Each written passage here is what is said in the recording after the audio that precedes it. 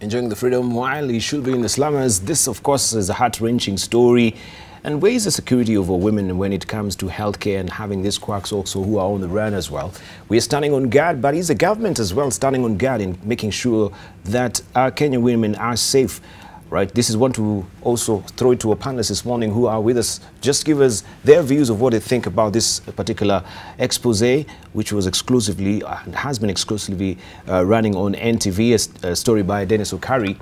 And of course, we know this harks back to 3 years ago when James Mugo came to the fore with this particular practice of his a fake doctor, but he's still at large right now, and of course he has been practicing for the last 3 years.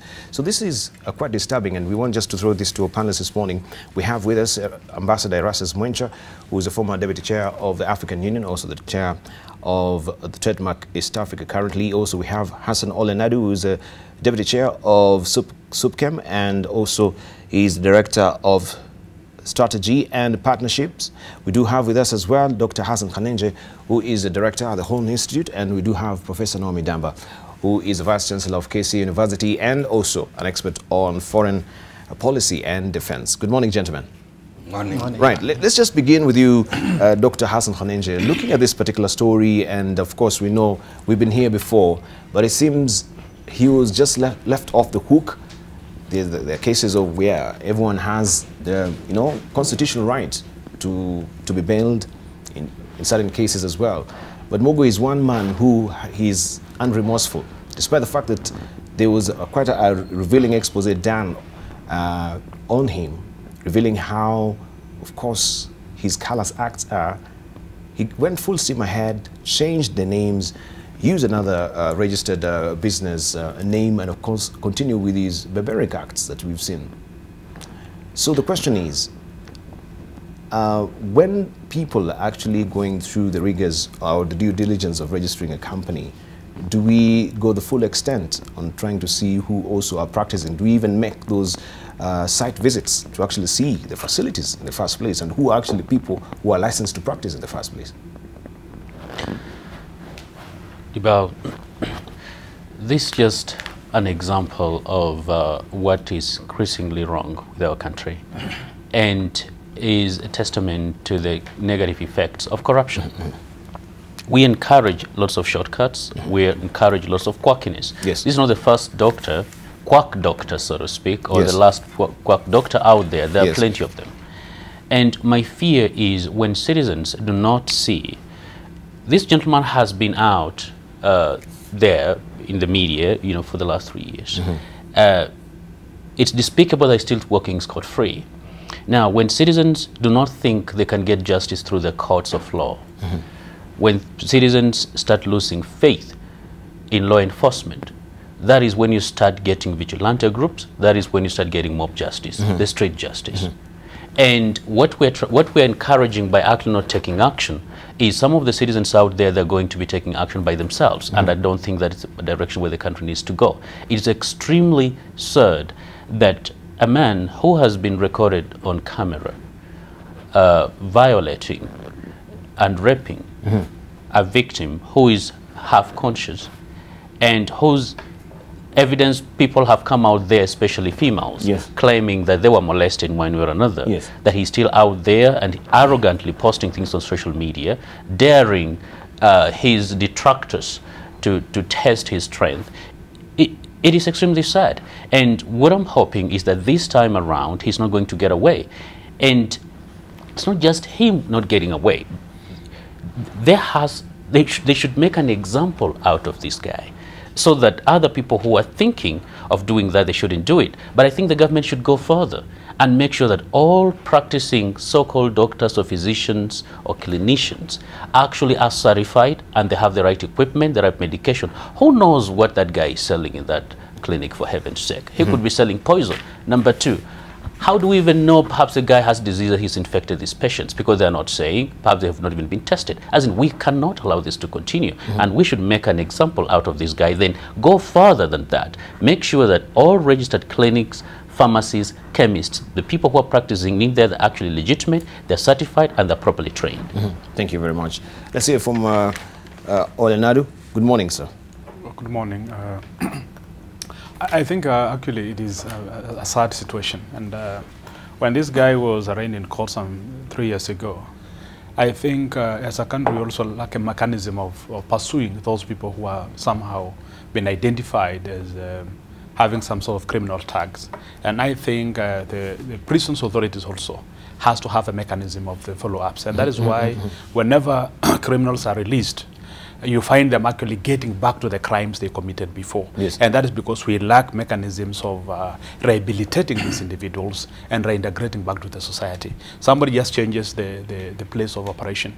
If somebody was operating in Nakuru, for example, when he's released on either on bond or the case is dismissed, that person changes the place where he operates from, and he continues with what he previously did, because he's now in the new area there, people doesn't know him. And I think it is important that certain mechanisms are also developed, that we have a follow-up mechanism for those who have been involved in issues to do with crime. Right, but why did we remain none the wiser, even as a country, knowing that this person has such tendencies and is prone to, use women because of their vulnerabilities as well, right? You say, rightly so, that the follow-up also is a key issue that is not doggedly followed. But if we, maybe for them that do not really know who James Mugo is, this story also was done in 2013 when he really came to the fore.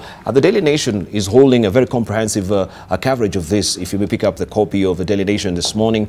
And it says on page 3, 4 and 5, and on page 3, that sometime in March this year, James Mugo Ndichu, who passes himself off as Dr. Mugo was Wairimu, Dr. Mugo Wa Wairimu, I should say, was desperate.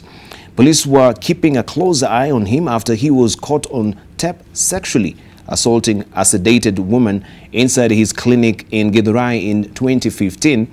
He needed a new cover for his predatory activities. He approached Elijah Gateri Madaya, alleged to be his friend, to help him out. Gateri is another medical practitioner of interesting pedigree. The Jubilee politician and notorious quack wanted to be allowed to use the trade name Mainland Health International and its clinic in Kayole, which Mr. Madaya told the Nation he was not using. He said he had changed jobs from treating patients to conducting mainly stomach scans. The deal presumably included using Mr. Madaya's medical license to operate the clinic. It is not quite clear what kind of treatment Mr. Madaya used to offer. In one picture on his Facebook page, he is seen in theatre scrubs emblazoned with MOH logo used in public hospitals and radiology on his chest. He says he studied human anatomy at PCEA Tumutumu Hospital. Also, there is a snippet of Mr. Mugo here, what's alleged black sheep in a gifted family. Mr. Mugo is apparently the black sheep in a gifted family. He has a pharmacy and a surgeon. He is a pharmacist, I should say, and a surgeon at a leading referral hospital for brothers. He is the fourth in a family of 6, 5 brothers and sister. He is unmarried but has a daughter from a previous relationship. He cannot stay in a marriage for a month. He only stays with a woman long enough for fun. This is what Mr. Madaya said. A relative who asked not to be identified because of a stigma associated with the quack claimed that Mr. Mugo passed KCAC with a B+. So we have a comprehensive coverage of this. But given this particular history of Mr. Mugo so far, that we do know, and they claim also he's a politician, and information which is unverified to me also claims that Mr. Mugo has been running medical camps in this country with the aid of a politician who's very known in this country. People who know this person is a quack, but they still go full steam ahead in aiding and abating this particular, crime that he's doing. Ambassador Erastus Mwanja, your comment. Good morning, Depal, and as you said, this is really a heart-wrenching story because it has been here before and nothing has happened. And as Hassan has said, one wonders what this means to our education, because you can see this guy claims he got a B+, but the story is even more complicated. It says he studied human anatomy in the PCA hospital. Now, what kind of education could that have been? And then it goes on, of course, as you have indicated. Yes. He's practicing with the support of a politician. So he has managed to rig his system through education, he is now brought in politics to enable him to practice. It is sad because how you destroy a nation, first of all, is to attack you attack education. Because the moment you destroy education, you've destroyed the nation. Then, of course, now the politics sets in that he's got a political cover. It is sad. We hope that, because medical profession is regulated, is regulated in terms of licensing, inspection, and controls. Now, how could it be that he's even able to buy some of these drugs he's using? From which clinic is he buying them? How is he procuring them? It tells you a sad story out there, and maybe there could be many more that are happening like this. And I think this is something that calls on those in the medical profession that who are responsible for regulating this industry to move in and also to ask our politicians to save the nation. So if we may question also the regularity that we have the sting operations, maybe from you know, the investigating or the inspectorate department of the Kenya Medical and Dentist Boards, how regularly do they do this? Because if you have this clinic which has been running for this long, since 2015 up to now, it means then maybe even them, they've not really been quick off the mark in terms of making sure that they're regularly inspecting some of these clinics that we have, especially in the slums and you know, far-flung places of Nairobi, not only just Nairobi but the entire country as well. Precisely. And how could it have been licensed? I mean, he has even got a billboard on it. Yes. Very beautiful name, International Medicine, which you would suspect straight away. And so that is, it tells you of a big story out there. There is a racket. There is, you know, an underground economy that perhaps we don't know is servicing through this Mugo, but maybe there are many more, because how could he be operating in broad daylight and nobody has been able to catch up with him? Right, let's hear from Professor Naomi Damba. Dubal, this story is a really continuous and fortunate event in the middle of us trying to straighten up our country, looking at healthcare and food security. Food security and healthcare go hands in hand. We cannot have a healthy country when we have this kind of things happen. And so from where I'm coming from, there are two main things. One is, yes, there are quacks, and they will always be there. There are opportunists, they will always be there. There are corrupt people, somehow they will always be there. There are two things that must happen. One is what are investigative and extradition for this kind of people.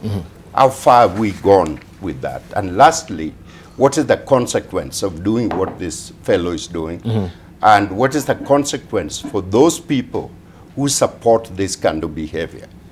And it is high time, Dubal, that we have a specialized trained drug and narcotic extradition squad that will follow this kind of situation.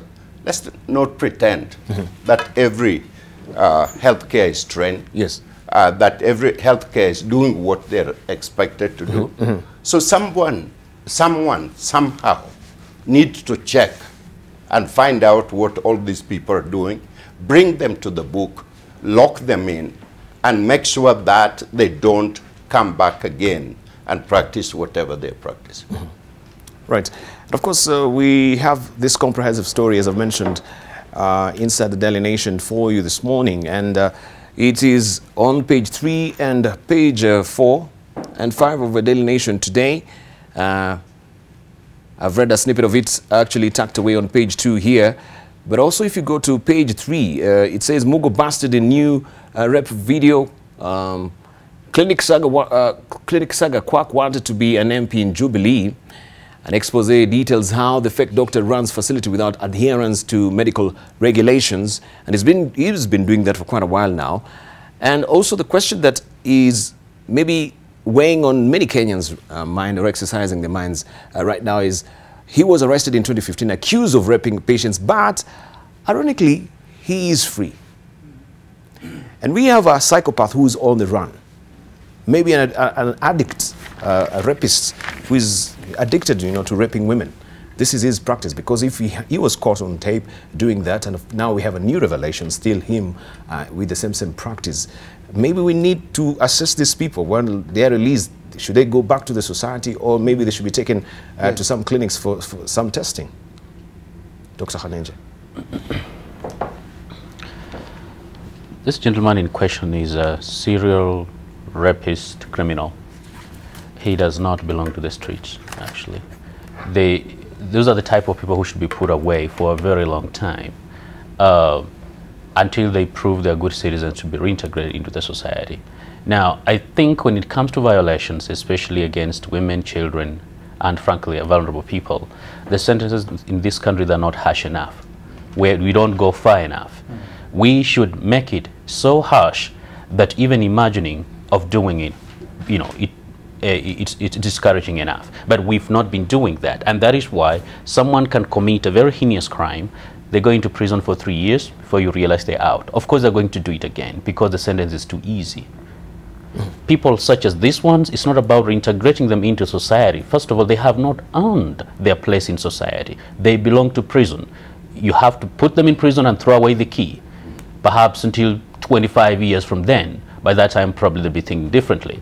But just to think that we can rehabilitate people who are not even willing to be rehabilitated, who have not learned the lessons of their mistakes, I think it's going to be a mistake. We should increase the sentences. We should make them harsher, more expensive. There has to be a cost to crime. Cost to crime? There has to be a cost to crime. Hassan. Yeah. I don't know exactly what should be done to eliminate this kind of practices in health, especially. Yes. You remember a few years ago, actually 2016, there was this strange story also of a medical superintendent in Nandi, who was actually working in government, and I have done several successful surgeries, only to be realized that this person was never a medical practitioner.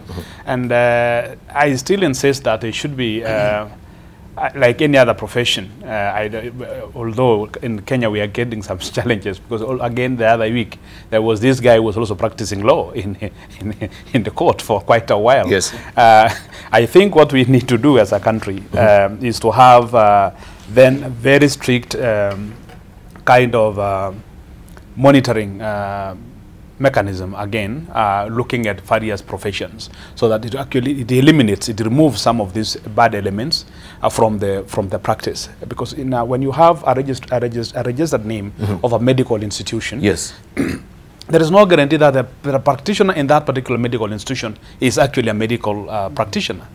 Because when you just see an hospital with, you don't know who are the people behind that hospital. It is important that the body that's mandated to oversee that kind of profession should be able to have routine checkups in these facilities to ensure that the people who are practicing that particular facility are indeed the qualified personnel who are offering the services in those facilities. That can help us in the short term. But in the long term, I agree with the Rector here that there is need of punitive kind of punishments for these kind of crimes. Ambassador. Well, there's not much to add. I think it's just been said that in any society you always have this kind of vice. The question is, how do you respond? And one of the ways of responding is to make sure that you deter any attempt for anyone to do this. The worrying thing is that this guy has been arrested before, he's gone to prison, and he has come up, he's practicing. I think we need to audit the system that led to all this. Was he properly convicted to be kept away? Is there a system that must have manipulated even, the legal system, the practicing the system, that he is able back and doing business and nobody has detected him? It is very serious. And I think really we should take this as a very serious revelation as a nation and stand up against it. Are we looking at a broken society, a broken system that we do have? Because even if you look at the front page of a Daily Nation, the sidebar story that we have about exam cheats as well, this will really go to show what you're truly saying, that breaches that could have leaked exams also, they are revealed here, and still people want to go with the leakages. still people want to cheat. We have so many fake degrees and fake certificates in the market. We don't know who is who, how genuine you are. Correct. So how do we even trust? How do we maybe, as you say, have a robust auditing of a system to know who this person is? Where has he schooled? Who are his classmates? Are the papers that he actually got genuine papers? Did he buy the degrees? Because we have just people who have, credentials behind their names, but when it comes to the reality on the ground and the practice, they are none the wiser as far as the practice is concerned. Mr. Mugo is a case in point who was actually sedating every patient, regardless of the ailment or the illness that actually they do had. I said before, and I'm saying it again now, we have a society that need a checkup, okay? And in some cases, major surgery. The areas of corruption, major surgery. But the issue goes back to many, much more complex issue. The question is, how do we raise our children? What kind of family setup do we have? What are the challenges that we have? Because when a little kid cheats, a little kid did not just pick up from the sky and start cheating. The little kid behavior is influenced by members of the family and by what they're watching. So there are two things here, that must happen.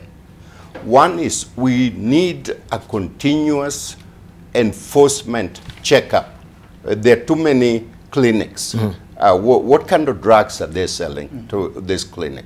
Are they certified drugs? Are they on time? Who in fact are dispensing these drugs? Are they trained to dispense that drug? That need to happen, and we need to hear outcome. Outcome is locking them in for life, like Kanenji just said. These are bad people. They're out to kill us. And so we need to lock them out of our system once and for all. Once and for all. It reminds me, of course, of the movie Catch Me If You Can. Yes. Yes. Where we had Frank Abagnale Jr., acted by Leonardo DiCaprio. At one time in his, of course, even before he was 19, he was a pilot with Panama Airlines. And he was a fake pilot, but he was earning his check. He was also a medical doctor. In fact, chief of staff with the fake papers. And he was a lawyer as well in his lifetime, right? Until he was put into slumbers by the FBI. But they actually saw this person is really talented. How can we try and incorporate him into, a resourceful sort of way of earning his living, legally? And they took him to be, the forensic expert, checking out the fake checks, because he was good at making fake checks. So they use his talent actually to make fake checks. I'm not saying that actually doctors like this, like Mugo, should actually be given that spawning opportunity and chance to be them. But it highlights what sort of people that we have in the society. Many of them extremely talented because they're doing this. You mentioned this particular young man, I think in Nandi County, we can remember the story. I can't actually recollect his name, but he had been practicing, gynecology for quite a while until now. That particular case that really brought him to the fore because of, I think, a malpractice. But we are living and we're actually experiencing a sick society in Kenya right now. What should be the remedial measure? Should we stop and have a check and really, have an internal conversations among ourselves that we don't really care about your health? If it's not for my gain, then I'll go whatever measures it takes for me actually to practice what I'm doing, to earn a living. So I don't really care about you. It's all about me. Dibal, Prof said something there important, and you had raised a question about the fake degrees or genuine degrees. The truth is, even a number of those so-called genuine degrees, they were achieved through fake means, because some of those people never attended classes, or they asked their friends to write papers for them. Now, Prof was talking about the moral compass of a country, and when we raise children and they see us glorifying shortcuts, today, children who are doing exams are not the ones responsible for the cheating. It's the adults, and sometimes it's the parents who come literally the one to buy exams for their children. What are you teaching them? you are teaching that shortcut pays, that the only way to succeed in life is through shortcuts. And we glorify theft in this country. You have, let's say, a good professional running for civic ward as an MCA, understands the community, but they don't have a lot of money. Perhaps they're just on a bicycle. They will not get a vote. You have someone who's working in the county assembly, has stolen all the money they were supposed to build a feeder road, because he or she is coming with a gas guzzler. They think, well, now this is a person we should be voting for. We have all our priorities upside down. And now, as a country, we should go through some kind of self-reflection, really. Yes. We are at a place that is pretty bad, and as long as we keep glorifying ill-gotten wealth and shortcuts, this vice is going to continue. There has to be a price to pay for shortcuts, and it has to be high. We have to teach our children that, look, shortcuts do not pay, that easy money, it's never available. You have to work for it. But we've not been teaching that. Now, those who are not busy doing that, others might not be actively be encouraging that, but because of their lifestyle and how they go about their own life encourages actually people to do stuff like that. But finally, when a lot of people see the high and mighty get away with murder, when a lot of people see those people with power or with money, they commit crimes and they're not prosecuted, people are going to get tempted to do the same thing. So it's upon all of us in government, in the media, in the academia, and in business to actually set the standard, because no one else is coming to change Kenya. It's only us. And we seem to think that somehow there's going to be some foreign model that we're going to borrow, some messiah is going to come and save us. That's not going to happen. We have to do it ourselves. Right. Let's hear from Olenadu. Yeah, we are suffering from moral decay as a people, and I think and this is a conversation we actually had with you last Friday, when we were looking at religion and society as well. And of course you said all the religious institutions that we do have, of course, they act as a moral conscience of society, but is this the religious institutions also doing enough? Why the moral decadence that are now experiencing right now, the sexual mores that we're having? Not only look at what is happening in Kitui right now, 147 students who are pregnant and they're sitting for their exams. I mean, this is really telling, and this is the highest right now in the country, despite the fact that we had also another 10 there sitting for the KCP exams as well. So, and you find most of the perpetrators of this evil is not even the fellow teenagers. It is school teachers. Yeah, exactly. It is, this is really appalling. So has the church, has the mosque, has the temples, are they really doing enough in making sure that, yes, we have a conscience as a society that is not really seared, that is alive, that is living? Actually, all of us, as the societies, because we belong to one faith or the other, we are under siege because of the mass information available out there. We have so many sources of information. Parents no longer control the level of information that flows to our kids, to our bedrooms and other places, and it's because of the social media largely. We are also failing as the parents of actually playing our roles in terms of really being there for the kids, to guide them and also provide the overall guidance in our families. In religious institutions, they are doing their part, but I think we need to do more. Because we are all of us, we are under this kind of terrible influence that we have been left to lament in all spheres of life, from the households to the pulpits. We are lamenting because we are not even understanding how do we deal with this problem at hand. I think time has come that we have again to relook at our way of life, to see how do we then can we actually try to go back to where we were, because honestly, as things stand now, we are terribly badly.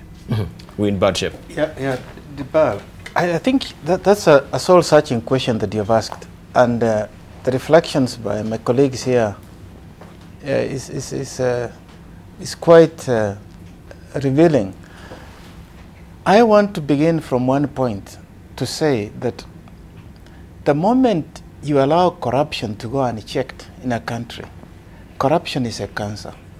And as a cancer, it mutates, or they call it metastasis, whatever it is in medicine. I don't want to practice here, to go and can manifest in any way. It starts as corruption, but it shows up in education, it shows up in politics, it shows up in religion. What do we see now, even in churches? People steal money, they go to church, and the church gladly accepts it. And that tells you that the moral compass of the country is really at crossroads. And the only way we can rescue ourselves, if we, for instance, take the question of corruption and tackle it seriously, to root it out, that would have been a major victory. And that can help us to steer back to some kind of sanity. All right. No, we don't. Well, I like to think that ordinary Kenyans and most of us are looking forward to a country that we want, that we desire, that most of us mean well, you know, to each other. But there is a decaying factor which is taking place. And unless it is checked, and I'd like to refer everyone to read 2 books and continue reading them. Read them to your children and your neighbors and everybody. One is Chunwa Chebe, Things Fall Apart. He described it very vividly. And the second one is Mugo Wa Wairimu, or Decolonizing the Mind. You know, who are we? And where are we going as a country? And here's my point where I'm coming from, Debal. It is okay for us to acquire foreign influence. It is okay for us to think differently. It is okay. But where we come from, our family setting, our school system, from preschool to primary to secondary to higher school, what is happening? Like Kanenja said, there are a lot of people, even professors, who does not read, who got their PhD somehow through quacks. And therefore they're quacks, professor. They're quack doctors. They're quack teachers. They're quack policemen. And these people are in our system. And our system allowed them to go through and reach where they're reaching. What does a little kid think when he watch these people? You know, drive nice cars, live in nice homes and everything. What do they think? And therefore, we need a checkup. We need reassessment of our system, of coming from community, coming from family level. The preachers who are quacks, there are too many of them. Yes. And whatever they're saying, you wonder if they're really religion. So why are you using the word religion? Why are you putting cross on your chest? Why are you pretending? But they're grabbing money. It is all about money. There is nothing else. So is that our value? Is this where we want to go? That's why this kind of man is able to get through the system, is able to get through the court system, is able to pretend, and is not caught. And the more we do this, the more we seriously begin to decay as a nation.